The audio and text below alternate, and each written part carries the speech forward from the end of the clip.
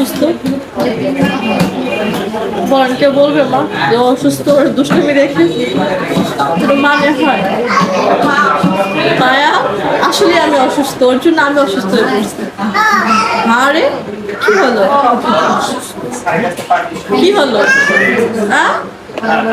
আসসালামু আলাইকুম everyone, welcome to my another blog.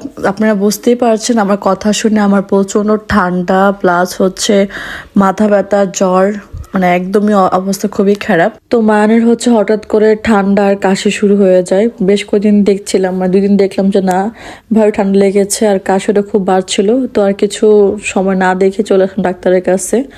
Doctor দেখালাম আর ডাক্তারের সিরিয়াল খুবই লম্বা ছিল। সে সকাল 8টা বাজে ফোন দিয়ে সিরিয়াল দিয়ে দেন হচ্ছে বিকালে এসে দেখাই। এটাই হয় আর কি, গ্রাম অঞ্চলে ডাক্তার খুবই কম থাকে আর ঢাকা তো অ্যাভেলেবেল থাকে। যাই হোক, তো এখানে ডাক্তারের সাথে দেখাইতে এসে ও এত ডিস্টার্ব করছিল, মানে ওকে দেখলে কেউ বলবে না যে আমার বাচ্চাটা আর কি ঠান্ডা বা একটু কাশি বা একটু সে অসুস্থ। সে এতটা দুষ্টুমি করছে, এতটা অ্যাক্টিভ, মানে যেই দেখে সেই বলে ওকে অসুস্থ, ওকে আসলে অসুস্থ। এদিকে ওর জন্য আমি অসুস্থ হয়ে পড়ি। সেম তার বাপের ক্ষেত্র, আমার হাজব্যান্ড সহজে অসুস্থ হলে ওষুধ খাবে না বা দুর্বল হয়ে পড়বে না, বিছানায় পড়বে না। খুব বেশি অসুস্থ হলে একটু দুর্বল হয়ে যায়, বাট তারপর সে স্ট্রং থাকে।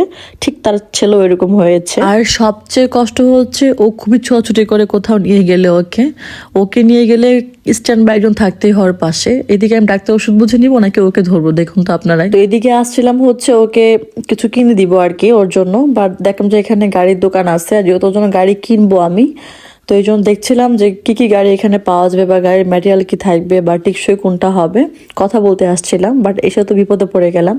সে গাড়ি নিয়ে যাবে, গাড়ি ছাড়া সে যাবেই না। সে তো কান্নাকাটি করে একাকার। গাড়ি দেখে সে উঠে বসে গেছে, দোকানে সে গাড়ি উঠে বসে গেছে, সে গাড়ি নিয়েই বাড়ি যাবে। বাট প্রবলেম হচ্ছে আমিও কিছু বুঝি না গাড়ির, আম্মুও কিছু বোঝে না। যত ওকে আমি টাইম তত ও কান্না করে, আম্মু ওকে ধরে রাখতে পারছিল না, আমিও পারছিলাম না। দেখুন ও গাড়ি দেখে গাড়ি থেকে উঠে বসে পড়ে। আমি সবসময় ট্রাই করি যখনই কিছু কিনি মায়ের জন্য ভালোটা কিনা ট্রাই করি, যাতে টেকসই হয়, ওইটু সবসময় একটু বেশি টাইম ধরে ইউজ করতে পারে বা খেলতে পারে, খেলনা হোক আর ড্রেসই হোক, ভালো নেওয়ার চেষ্টা করি আমি ওর জন্য। তো আমি গাড়ি ওদিন আমার নেওয়া হয় নাই, যে মায়ের পাপা এসেই ওকে নিয়ে যে আমরা গাড়ি কিনবো, এই জন্য গাড়ি আমরা ওদিন আইনা অনেক কষ্ট ওকে নিয়ে আসছি। ও কোনোভাবে গাড়ি থেকে উঠে আসবে না। তো যাই হোক, তো মায়ানকে আমি বাসায় নিয়ে যাই। তো আব্বু বলছিল ফোনে তুমি গাড়ি নিয়ে নাও, বাট আমি গাড়ি কিছু বুঝতেছিলাম না যে কোনটা নিব আমি। তো জন্য আমি আর ওদের নিয়েই আসি নাই, অনেক রাত হয়ে যাচ্ছিল, আবার ও অসুস্থ, আবার এত কিছু নিয়েছি ওষুধ ওষুধ অনেক কিছু।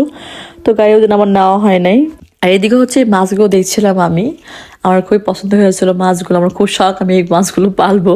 বাট বাচ্চা যেহেতু আছে ও তো একদম গর্তে মেরে ফেলবে মাছগুলো। আর এগুলো বড়গুলো হচ্ছে 30 টাকা করে পিস, ছোটোগুলো 20 টাকা, আর একদম ছোটো এগুলো মনে হয় 5 টাকা করে পিস ছিল, একদম পিচ্ছিগুলো বা 10 টাকা করে। আমাদের প্রায় কাজ শেষ, আমরা এখন বাড়ি যাব। কিন্তু বাড়িতে যাওয়ার আগে হচ্ছে একটা বাজার পড়ো, যেটা হচ্ছে পার হইতে আমাদের 10 মিনিট পরে আমাদের বাড়ি। তো এখানে আবার হালিম খুব ভালো বিক্রি করে, অনেক ভিড় হয়, অনেক ছেলে মেয়ে এখানে খায়, মহিলারা এসে বসে এখানে। তো হচ্ছে আম্মুকে বুঝিয়ে হচ্ছে হালিমের অর্ডার দিয়ে, আম্মু তো কোনোভাবে খাবে না, তো আম্মুকে জোর করে বসে বসালাম যে খান, কিছুই হবে না, এখানে সবাই খায়। আমার এক লজ্জা পাচ্ছিল।